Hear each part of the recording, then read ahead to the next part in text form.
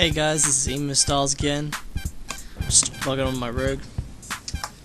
Okay, today I'm going to be talking about Mutilate specs, keybinds, gear, glyphs, everything you want to know, including rotations. And if you're lucky, I might even add a few of my macros in there and a few tricks. Okay, first I'm going to be starting off with just saying, a couple of you guys in the forums really wanted some help. Some of you guys even sent me tells in-game after I posted that I'm going to add some of my videos in PvP and how-to, so I thought I might as well add them now and then include a real PvP video later on. So here's going. For my channel I'm going to add how-to videos. Just send me messages in the forums, on my posts, mail me in-game, send me tells in-game, whatever you guys want, you know? The best way to do it, send me in-game mail, because that's what I will check most. Don't be, I'm sorry if I can't, if I don't see you on the forums or through YouTube, I just don't check it that much. But on my posts, on the forums, on my threads, and on in-game, I'll be checking daily, and I'll be on most of the time. Okay, let's talk about specs first. Now I got a Mutilate spec right here, which I'm going to show you guys. Okay, this is my spec. We go over here, the coup de grace, lethality, all this spec, and including my glyphs will be linked in the info section below on the video. But right now I'll just say the main points. You get all these talents here. Increased damage, increased crit chance on Mutilate. I'm not backstab spec in this, by the way. Combo point chance of getting 60% whenever you use your finishing move. Blackjack, when sap wears off, 70% of the target's damage is reduced for 8 seconds. This is a really, either you want this or you don't. Let me just put it like that. You can either take this out and put it somewhere else, but I recommend you get it, because if sap breaks for whatever reason, whether it be they trinket it or by accident or someone gets them out of sap somehow, that damage is going to be reduced by 70%. Hell, even if you open on them before sap's over, the damage is going to be reduced by 70%. Say you cheap shot them and they trinket that, the damage is going to be reduced by 70%. I can't say it more clearly, guys. You don't have to waste a cooldown avoiding their abilities, you can just attack them while they're attacking you. Over here, crippling poison applies whenever one of your poison procs, everything except for deadly poison. It's really important, especially when you're shiving. You can use wounding on your offhand weapon. I'll go towards what poisons I use later on. Cold blood, crest chance increase 100%, regenerate 25 energy, instant 2-minute cooldown. Vile poisons, this bit increases damage of your poisons by 36% and gives you a 100% chance of applying them when you fock. That basically means whenever you Phantom Knives someone, your poison, which is on your Phantom Knives, hits the target, then whatever poisons you have on your main hand and offhand will then apply to the target. And yes, it does proc Deadly Brew on top of that. We got Deadened Nerves, 2 points out of 3, reduces damage taken. This is very important for Mutilate. It basically reduces damage taken. Here we got Sealed Fate. Every time you crit, 100% chance of adding additional combo points. Basically, Mutilate crits. Added on top of this, you get 4 combo points whenever you Mutilate crits. It's very nice.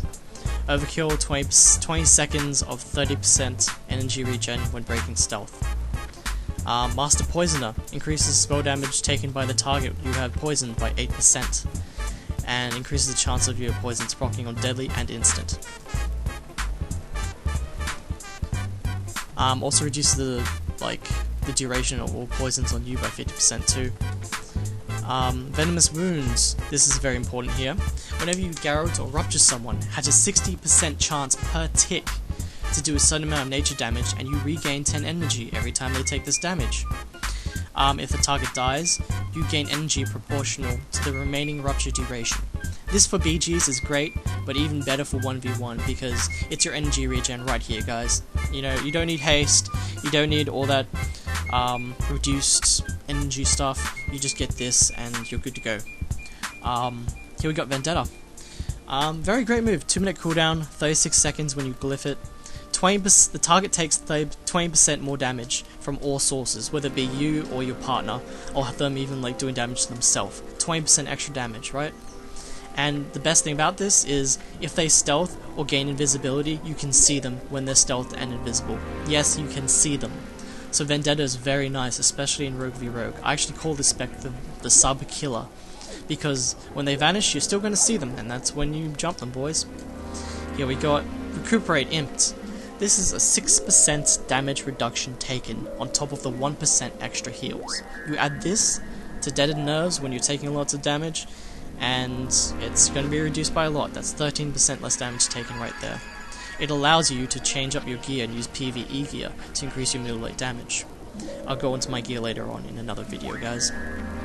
Here I got increased crit chance on poisons, plus normal crit hit chance as well.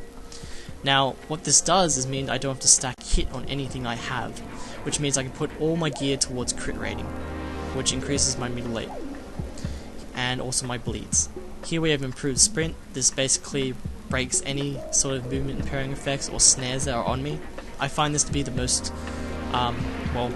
reliable ability. It's only a 1 minute cooldown, so it's quite reliable, guys. And here we got Relentless Strikes, one of the more important moves. Your finishes have 20% chance per combo point to restore 25 of your energy. This means if you have a 5 combo point ability, like in Venom, then it's going to restore 20 of that energy, so it will only end up costing you 15 energy, since it costs 35. My glyphs: Mutilate, Rupture, Vendetta. Vendetta, 20% duration, Mutilate, -5 energy, Rupture, 4-second duration increase. Second glyphs: Blind, Garrote, and Cloak of Shadows. Now this is very important. I'm actually going to swap my Cloak of Shadows later on for Fan of Knives. It's up to you whether you do this. If you're taking too much damage, you can use Cloak of Shadows here against melee targets, but I'm finding I'll need the radius on Fan of Knives more. And my 3 basic ones in the center. Speaking of Fan of Knives, guys, you're going to want to look at this ability up here. Every time you Fan of Knives, and poison procs, you know, like I said earlier, the 2 poisons on your main hand and offhand hit the enemy, which is why getting the Fan of Knives glyphs might actually seem better than getting Cloak of Shadows. Now I recommend you get Fan of Knives, fellas, especially against those mages, because then they won't be able to cut you as much, especially against any other sword melee. Increased range on your Fan of Knives is very, very cool to have. Increases from 8 yards to 12 yards. I mean, a 4-yard difference is quite a bit when you're talking about PvP and 1v1. So, hope you guys liked this video. I'll be talking about the rest of my stuff in another video.